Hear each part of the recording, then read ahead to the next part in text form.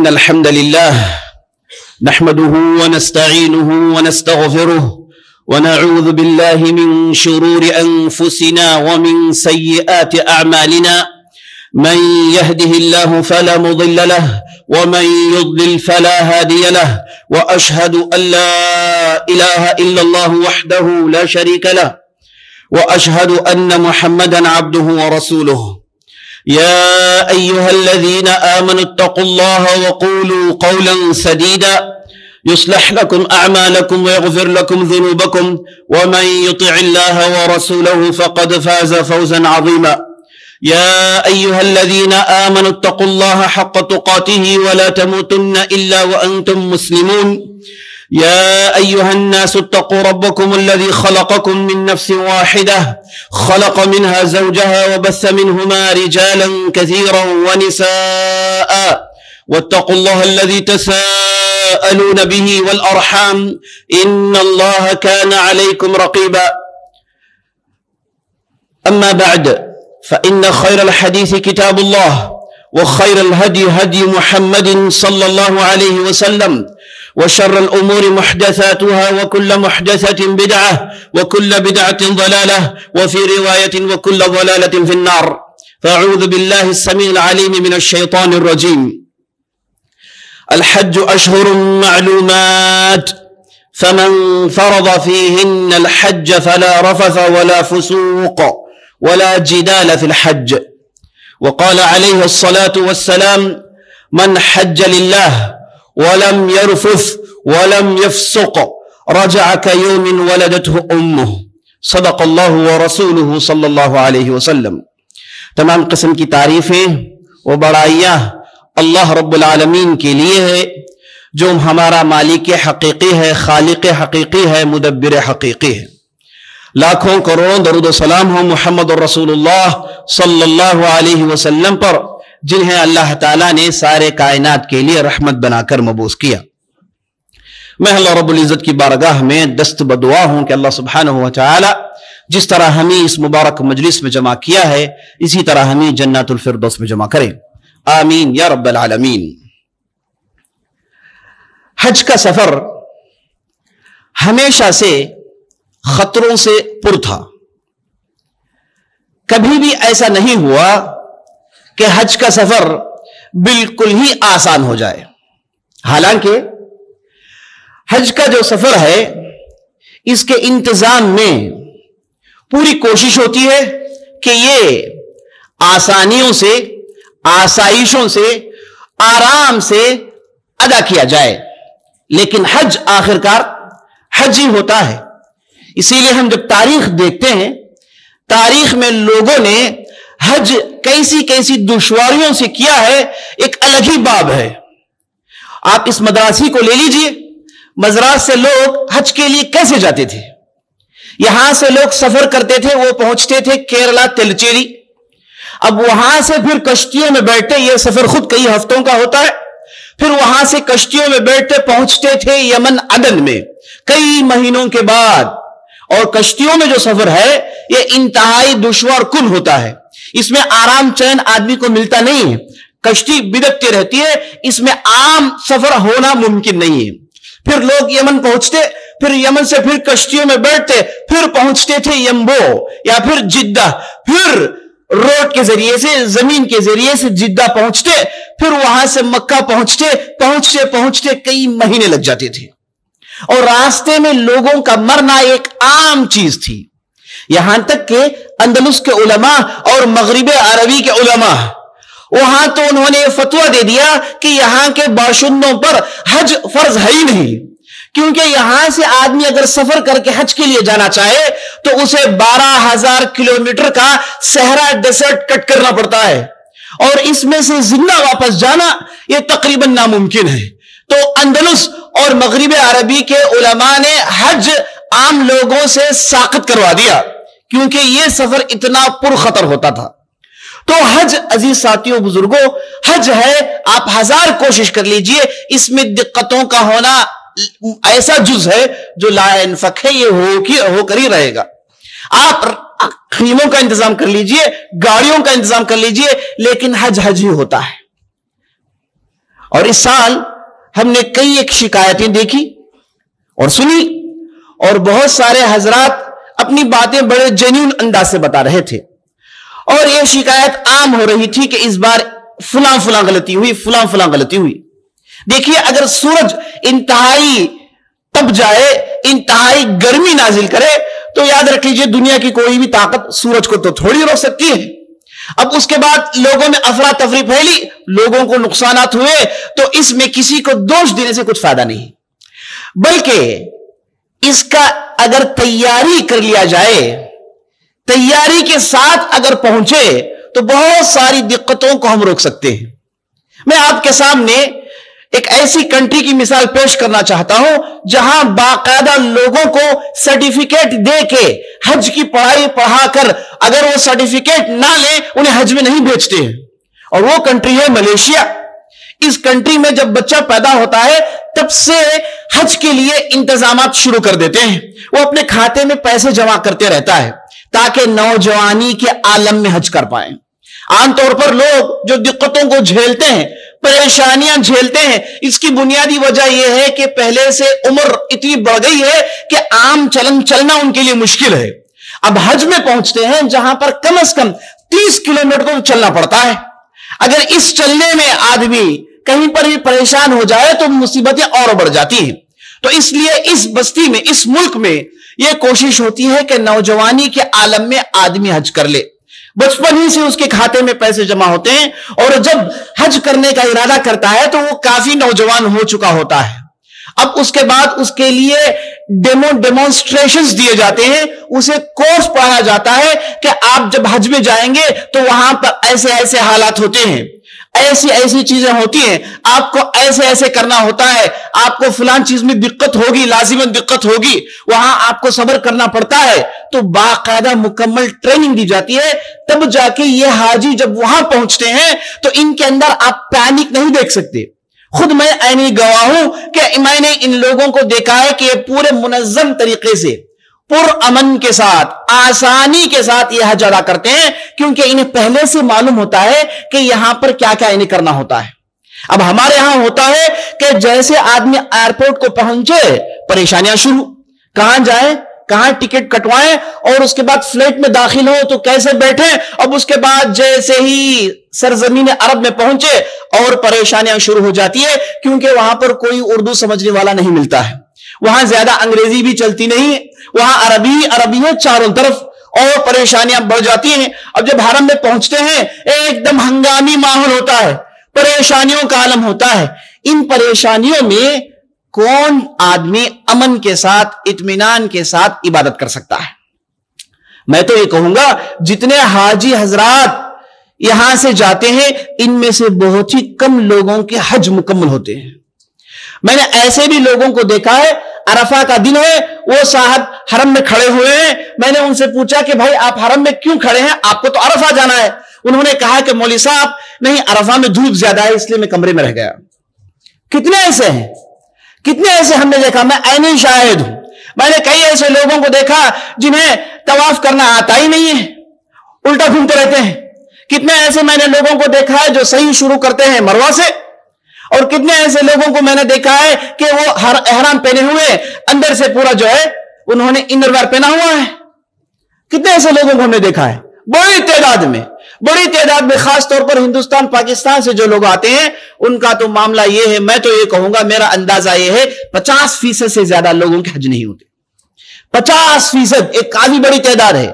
پیسے کیسے جمع کیے؟ بڑی دقتوں کے ساتھ، پورے زندگی کی جمع پونجی ہے، اس میں انہوں نے لگایا ہے، لیکن حج کے احکامات نہیں جانتے۔ ملیشیا میں ایسا نہیں ہوتا، جب تک آپ یہ حج کا کورس کر کے پاس نہیں ہوتے، سرٹیفکیٹ آپ کو نہیں ملتی، تب جا کے آپ کی ویزا آپ کے پاسپورٹ میں سٹامپ ہوتی ہے، ورنہ نہیں۔ تو اس انداز سے وہ منظم طریقے سے لوگوں کو لاتے ہیں، سب اطمینان سے حج کرتے ہیں۔ تو اس ہنگامے میں، اس گہما گہمی میں حج کا اصل مقصد ضائع ہو جاتا ہے۔ اس گہما گہمی میں اگر کوئی آدمی حرم میں ہے، گم گیا، وہ اپنے اہل خانوادہ کو ڈھونڈ رہا ہے. اب ڈھونڈتے ڈھونڈتے اس کا پورا وقت چلا گیا. وہ حرم تو کعبہ تو دیکھ رہا ہے, جہاں اسے دعا کرنی چاہیے, جہاں اسے عبرتیں حاصل کرنی چاہیے, جہاں اسے دروس لینی چاہیے, جہاں ٹھہر کر اپنی پوری زندگی کا محاسبہ کرنے کا موقع ہے, جہاں پر ٹھہر کر اللہ سبحانہ و تعالیٰ کے یہاں کی حاضری کو سوچنا ہے, وہاں پر یہ صاحب پریشان ہے, ہنگامے میں ہے, گہما گہمی کا ماحول ہے, رو رہے ہیں, پریشان ہیں کہ فلاں گم ہو گئے, فلاں گم ہو گئے. اب اس کے بعد کیا ہے, واپس کمرے میں آ گئے. اصل جو مزہ لوٹنا تھا انہوں نے تو گواہ کر دیا پورا. کتنے ایسے لوگوں کو ہم نے دیکھا ہے. عزیز ساتھیوں, مختصر یہ ہے کہ حج کا سفر حج ہے, اس کے پریشانیوں سے بچنے کا واحد ذریعہ اس کی بھرپور تیاری ہونی چاہیے. اور آدمی اگر نوجوانی میں کر لے تو اس کے لیے بہت ساری چیزیں آسان ہو جاتی ہیں. اور حج کا جو اصل مقصد ہے اسے حاصل کرنے میں آسانی ہوتی ہے. آپ صلی اللہ علیہ وسلم نے ایک حدیث میں ارشاد فرمایا, من حج للہ ولم يرفث ولم يفسق رجع كيوم ولدته امه. دیکھیے بہت بڑی بات ہے. آپ صلی اللہ علیہ وسلم نے کہا جس کسی نے حج کیا اللہ کے لیے, یہ قید قابل غور ہے. من حج للہ, حج اللہ کے لیے کیا, تجارت کے لیے نہیں, شہرت کے لیے نہیں, دوسری چیزوں کے لیے نہیں, نام کے لیے نہیں, حج کیا گیا اللہ کے لیے. یہ ایسا قید ہے, اس میں بہت سارے لوگ گر جائیں گے, بہت سارے لوگ گر جائیں گے. بہت سارے لوگوں کو حج کا مزہ نہیں ہے, بلکہ انہیں تو یہ پڑا ہوا ہے کہ فلاں نے حج کیا, فلاں نے حج کیا, میں نے حج کیوں نہیں کیا. بہت سارے ایسے بھی ہیں جو حج کرتے ہیں تو حج کا دکان ڈالتے ہیں, بتائیے میں نے حج کیا ہے, میں نے حج کیا ہے. بعض لوگ اپنے ناموں کے سامنے کچھ اور بھی جمع کر لیتے ہیں. یاد رکھ لیجئے نبی صلی اللہ علیہ وسلم نے کہا یہ نیت کے اندر خلوص ہونی چاہیے. آپ حج کر رہے ہیں, من حج للہ, اللہ کے لیے حج کر رہے ہیں. یہ اللہ کا حکم تھا کہ ان میدانوں میں حاضری دیں, یہ اللہ کا حکم تھا کہ مسجد الحرام میں آئیں, یہ اللہ کا حکم تھا کہ مینا میں آئیں, یہ اللہ نے کہا کہ مزدلفہ میں جائیں, یہ اللہ نے کہا کہ عرفات کے میدان میں آئیں. تو ان میدانوں میں جانا, یہاں پر رہنا, یہاں پر گھومنا, یہ اللہ کا حکم ہے. میں یہ اللہ کے لیے کر رہا ہوں. جب تک یہ جذبہ زندہ نہ ہو, عزیز ساتھیوں, حج کا مقصد ضائع ہے. حج کا کوئی نتیجہ نہیں, کوئی یہاں پر قبول ہونے کے امکانات نہیں ہیں. پہلے اخلاص کے ساتھ, من حج للہ ولم يرفث ولم يفسق. آپ صلی اللہ علیہ وسلم نے 2 اور 3 قید سنائے. کہا کہ لم يرفث, زبان پر لگام ہو, یہ ہونٹ ہے نا, اپنے قابو میں رکھیں, یہ زبان اپنے قابو میں رکھے, کوئی گندی بات زبان سے نہ نکلے, کوئی گندی بات زبان سے نہ نکلے, کوئی گالی گلوچ میں ملوث نہ ہو. اگر آپ میں سے کوئی حج کیے ہیں اور ان جگہوں پر آپ نے رہا ہے تو میں یہ کہوں گا یہ ایسا قید ہے اس میں سے شاید ہی کوئی بچتا ہو. یہ ایسا قید ہے جس میں شاید ہی کوئی بچتا ہو. اچھے خاصے لوگ وہاں پر گریبان پکڑ کے لڑتے ہوئے دیکھا میں نے, گالی گلوچ میں اترتے میں نے دیکھا. بے صبری کا عالم ہو جاتا ہے, پہلے سے گہما گہمی, اس کے بعد کوئی چیز آگے پیچھے ہو جائے بے صبر ہو جاتے ہیں اور دھڑاد اور دڑاد زبان ان کی چلنے لگتی ہے. بہت بڑی مصیبت ہے عزیز ساتھیوں. آپ نے اپنی پوری زندگی کی محنت کو ضائع کر دیا گالی گلوچ میں ملوث ہو کے, فلاں کے بارے میں فلاں کے بارے میں. اس لیے نبی صلی اللہ علیہ وسلم نے کہا لم يرفث, اور اللہ نے قرآن میں بھی ارشاد فرمایا الحج اشہر معلومات فمن حج فمن فرض فیہن الحج ولا رفث ولا فسوق. اللہ نے جب حج کی بات کی ساتھ ساتھ یہ 2 قید لگا دیا, کہا کہ رفث نہ ہو, یعنی کوئی گندی بات زبان سے نہ نکلے, زبان پر پورا مکمل قابو ہونا چاہیے. ولم يفسق, ولم يفسق سے مراد جھگڑے. دیکھیے سبحان اللہ, اللہ چونکہ انسان کی نفسیات جانتا ہے, جب لوگ بڑی تعداد میں جمع ہوں گے آپ جو چاہتے ہوگا نہیں, آپ کے جو لگیج ہے آپ جیسے چاہے وہاں نہیں ہوگا, آگے پیچھے ہونے کے امکانات ہیں. آپ کو وقت پر کھانا نہیں ملے گا, آپ کو وقت پر کھانا نہیں ملے گا, اس میں آگے پیچھے ہونے کے عین امکانات ہیں. اور کبھی کبھار آپ کو بھوکا بھی رہنا پڑے گا, گھومنے کے عین امکانات ہیں.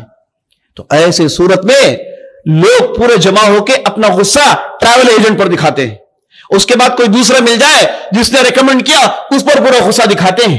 اور اس کے بعد میں نے ایسے لوگوں کو دیکھا جو داڑیاں پکڑ کے جھگڑ رہے ہیں, مار دھاڑ میں اتر گئے ہیں. اللہ المستعان. تو اس لیے اللہ نے کہا لا فسوق لم یفسق، نبی صلی اللہ علیہ وسلم نے کہا کہ یہاں پر جھگڑا نہیں کرنا ہے، یہ پورا سسٹم، یہ پوری عبادت ہی صبر ہے، یہاں پر آپ حاضری دے رہے ہیں، اس کے بڑے بڑے مقاصد ہیں۔ آپ صلی اللہ علیہ وسلم نے کہا لم یرفض رجع کیوم ولدتہ امہ، جس کے اندر 3 کنڈیشنز پورے ہو گئے، اللہ کے لیے کیا، زبان پر لگام، دوسروں کے ساتھ اچھے اخلاق سے پیش آیا، تو آپ صلی اللہ علیہ وسلم کہتے ہیں رجع کیوم ولدتہ امہ، یہ آدمی ایسے لوٹتا ہے گویا کہ ابھی ابھی اپنے ماں کے پیٹ سے نکلا ہے۔ نیا جو بچہ ہوتا ہے، شیر خوار بچہ جو ہوتا ہے، اس کے کھاتے میں کوئی گناہ نہیں ہوتا، کھاتا بالکل صاف و شفاف ہوتا ہے، اس کے بعد اس کے آگے کی زندگی پھر سے شروع ہوتی ہے، گویا کہ انہوں نے اپنے سسٹم کو فارمیٹ کر کے ریسٹارٹ کیا ہے، اب کوئی گناہ نہیں، اب اس کے بعد جو زندگی ہے وہ اس کے سامنے ہے۔ بہت بڑی بات ہے، پورے گناہوں کا معاف ہونا یہ کوئی آسان چیز نہیں، اس لیے اللہ نے حج کو بھی مشقتوں سے بھر دیا ہے۔ اگر آپ اتنا بڑا ریوارڈ لینا چاہتے ہیں تو آپ کو تو حج ٹھیک انداز سے کرنا پڑے گا۔ اور ایک جگہ آپ صلی اللہ علیہ وسلم نے ارشاد فرمایا، حج کا مقصد بتایا، کہا انما جعل الطواف والرمی والسعی لاقامت ذکر اللہ، اللہ نے اس طواف کو بنایا، یہ جو آپ حرم کعبہ کے آس پاس جو گھومتے ہیں، اس تعلق سے نبی صلی اللہ علیہ وسلم کہتے ہیں کہ اللہ نے اس طواف کو، اور رمی، لوگ پہنچتے ہیں مینا میں، پہنچتے ہیں جمرات میں، اور وہاں پر کنکریاں مارتے ہیں، 3 دن تک مارتے ہیں۔ یہ کنکریاں مارنے کا کیا معنی ہے؟ یہ تو پتھر ہے، آپ بھی پتھروں میں پتھر مارتے ہیں، یہ کیا ہے؟ ظاہری طور پر اگر آپ پیور لاجک سے دیکھیں گے تو اس کا کیا معنی ہے؟ اتنی دور دراز سفر کر کے اس چٹیل میدان میں پہنچے اور اس دیوار میں پتھر مارے، اس کے پیچھے کیا مقصد ہے؟ سوال پیدا ہو سکتا ہے۔ تو نبی صلی اللہ علیہ وسلم نے کہا کہ آپ کا اس طرز سے کنکریاں مارنا، آپ کا اس طرز سے پہنچ کر وہاں پر جمرات میں کنکریاں مارنا، یاد رکھ لیجئے، الرمی لاقامت ذکر اللہ، یہ جو طواف ہے، یہ جو سعی ہے، اور یہ جو پتھر مارنا ہے، یہ سب اللہ کی یاد کو تازہ کرنے کے لیے، آپ کو یہاں پر پہنچ کے اللہ کو یاد کرنا ہے، ذکر و اذکار کرنا ہے، اپنی گناہوں کی تلافی کرنی ہے، استغفار کرنا ہے۔ تو نبی صلی اللہ علیہ وسلم نے اس حدیث کے اندر حج کا مقصد بیان کیا کہ یہ جو سارے کام ہم کرتے ہیں، اس میں اصل چیز یہ ہے کہ اللہ کی یاد کو تازہ کریں۔ حج کا مقصد یہ ہے کہ آپ اللہ کی توحید بیان کریں، حج کا مقصد یہ ہے کہ آپ نبی صلی اللہ علیہ وسلم کی سنت کی پیروی کریں، حج کا مقصد یہی ہے کہ آپ اتنی بڑی تعداد میں جمع ہوئے ہیں، ان کے ساتھ چل رہے ہیں، یہ سب مسلمان بھائی ہیں، چاہے ان کی زبان کچھ اور ہو، چاہے ان کے عادات کچھ اور ہو، چاہے ان کے کلچرز کچھ اور ہو، چاہے وہ کچھ اور کھاتے ہوں، چاہے وہ ان کا پہننا رہنا سہنا الگ ہو، یاد رکھ لیں یہ سب توحید کے دعوے دار ہیں، یہ سب لبیک اللہم لبیک لبیک لا شریک لک لبیک ان الحمد والنعمت لک والملک لا شریک لک، اللہ کی توحید بیان کر رہے ہیں، کلمہ شہادت پڑھ رہے ہیں، اس اعتبار سے یہ بھی آپ کے بھائی ہیں۔ 100 ملکوں سے لوگ پہنچتے ہیں، ہر آدمی اپنے انداز میں رہتا ہے، ہر آدمی کی اپنی بات چیت ہے، اپنا رنگ ہے، اپنا کلچر ہے، ان کے درمیان آپ جب رہیں، اصل مقصد یہ ہے کہ ان کے ساتھ آپ اکوموڈیٹ کر پاتے ہیں کہ نہیں کر پاتے ہیں، انہیں آپ قبول کر سکتے ہیں کہ نہیں کر سکتے ہیں، ان کے ساتھ پیار و محبت کا رویہ اختیار کر سکتے ہیں کہ نہیں کر سکتے ہیں، یا تو پھر آپ جھگڑے میں پڑ گئے، یا تو پھر کہا کہ فلاں نسل کے ہیں، یہ فلاں رنگ کے ہیں، یہ فلاں زبان بولنے والے ہیں، یہ ایسے ہی ہیں، یہ ایسے ہی ہیں، یہ آپ کے اندر آ رہا ہے، آپ انہیں اپنے اندر سما پا رہے ہیں کہ نہیں پا رہے ہیں، یہ اصل حج کا مقصد ہے۔ اسی لیے سارے لوگوں کو حکم ہوتا ہے کہ آپ یہاں پہنچے احرام کی حالت میں، سب کے اندر یونیفارمٹی ہو، 2 کپڑے باندھ کر آپ پہنچ جائیے، بس 2 کپڑے باندھ کر آپ پہنچ جائیے، اب سب کھلا چھوڑیے، اب یہاں پر آپ طواف کریے، سب کے ساتھ مل کر رہیے، چاہے دنیا کا بڑا ہی کتنا ہی بڑا پیسہ والا وقت کا بادشاہ ہی کیوں نہ ہو، مزدلفہ میں کھلے آسمان میں رہنا پڑتا ہے اسے، عرفات میں جانا ہی پڑتا ہے اسے، کھلے آسمان تلے پہنچنا ہی ہے اسے، اللہ سبحانہ و تعالیٰ نے اس عظیم عبادت کو ایسے بنایا کہ آپ جہاں توحید اور سنت کی پیروی کر رہے ہیں، ساتھ ساتھ یہ جان لے کہ آپ سارے عالم کا جو سب سے بڑا دین ہے، اس دین کے آپ ایک کارکن ہیں، اس دین کا آپ ایک حصہ ہیں، آپ اس دین کی تباہ کرنے والے ہیں، یہ سارے آپ کے بھائی ہیں۔ اللہ نے کہا انما المؤمنون اخوہ، یہ سارے مومنین تمہارے بھائی ہیں، اور لفظ جو استعمال ہوا ہے اخوتن، عربی زبان میں سگے بھائی کے لیے استعمال ہوتا ہے، اور اللہ نے مومنین کے لیے وہ استعمال کیا ہے۔ انما المؤمنون اخوہ، یہ جو مومنین ہیں یہ آپس میں سگے بھائی جیسے ہیں۔ تو یہ جذبہ اس کا ٹیسٹ ہے جی ساتھیوں، اور یہ جو حج کا سفر ہے۔ لیکن لوگ واپس آتے ہیں، جب حج کے قافلے واپس آتے ہیں تو مجھے علامہ اقبال کا ایک شعر یاد آتا ہے جس میں کہتے ہیں زائران کعبہ سے اقبال یہ پوچھے کوئی، زائران کعبہ سے اقبال یہ پوچھے کوئی، کیا حرم کا تحفہ زمزم کے سوا کچھ بھی نہیں؟ کہتے ہیں کہ جو لوگ واپس آ رہے ہیں اپنے ہاتھ میں زمزم لے کر آتے ہیں، بس اتنا ہی، کچھ اور نہیں لائے آپ۔ یعنی بتانے کا مقصد یہ ہے کہ آپ کے پاس دنیاوی تحفے ہیں، اور ہم نے ایسے بھی لوگوں کو دیکھا ہے، انہیں مینا میں تو پریشانی ہوئی، انہیں عرفات میں تو دل نہیں لگا، حرم میں تو زیادہ عبادت نہیں کر سکے، زیادہ ذکر و اذکار نہیں کر سکے، بلکہ ان کا دل جدہ میں اٹکا ہوا ہے، جدہ کے مارکیٹ میں اٹکا ہوا ہے، وہاں پر کون سے نئے ماڈل کا فون ملتا ہے، وہاں پر کون سی جو ہے ٹی وی اچھی ملتی ہے، وہاں پر کون سی چیز زیادہ ملتی ہے، کون سی چیز سستا ملتی ہے، یہاں کیوں مہنگا ہے، اس میں کیا فائدہ کمائیں، اس میں کیا کریں، اس میں کیا کریں، یہی چیزوں میں گھومتے رہتے ہیں۔ اکثر بیشتر لوگوں کی یہی حالت ہے، اور اس کے بعد واپس جو لگیج لاتے ہیں دگنا چگنا لاتے ہیں، اس میں سب ہوتا کیا ہے؟ حرم گئے ہیں، مدینہ گئے ہیں، علم کے گہوارے میں گئے ہیں، کیا آپ نے کوئی علمی کتاب خریدی؟ آپ کو عربی نہیں آتی، کیا آپ نے بخاری شریف خریدا تاکہ آپ کے گھر میں آپ رکھ سکیں؟ کیا آپ نے مسلم خریدا، اچھا اس کا نسخہ خریدا؟ کیا آپ نے سیاہ ستہ کا اچھا نسخہ خریدا جو آپ اپنے گھر میں اسے سجا سکے، آپ کے آنے والی نسل دیکھے کہ یہ علمی کتاب ہے؟ ہمارے والد، ہمارے نانا، ہمارے دادا، ہمارے جو تھے حج گئے تھے تو انہوں نے یہ علمی سرمایہ اپنے ساتھ لایا۔ کون لاتا ہے؟ کوئی نہیں لاتا، سب لاتے ہیں وہی کپڑے اور وہی چیزیں۔ اسی لیے علامہ اقبال کہتے ہیں کہ زمزم کے علاوہ کچھ اور تحفہ نہیں آپ کے پاس، آپ کے پاس روحانی تحفہ نہیں ہے۔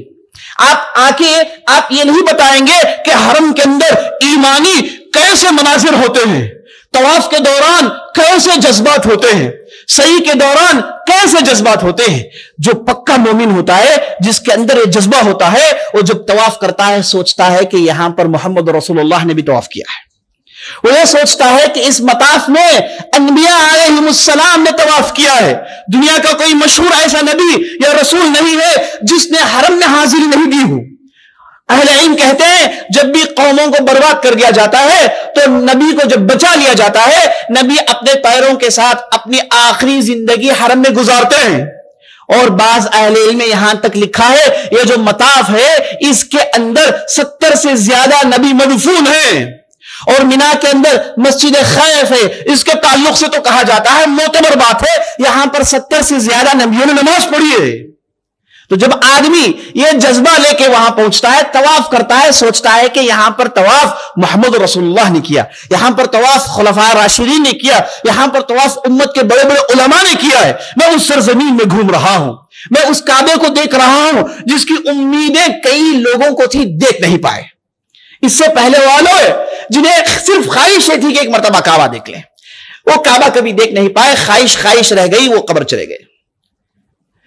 ایسے ایسے لوگ بھی گزرے ہیں جنہیں ساری زندگی پیسے انہوں نے جمائے، حرم پہنچے، کعبہ دیکھنے سے پہلے سڑک میں مر گئے۔ کتنے سے لوگ ہیں؟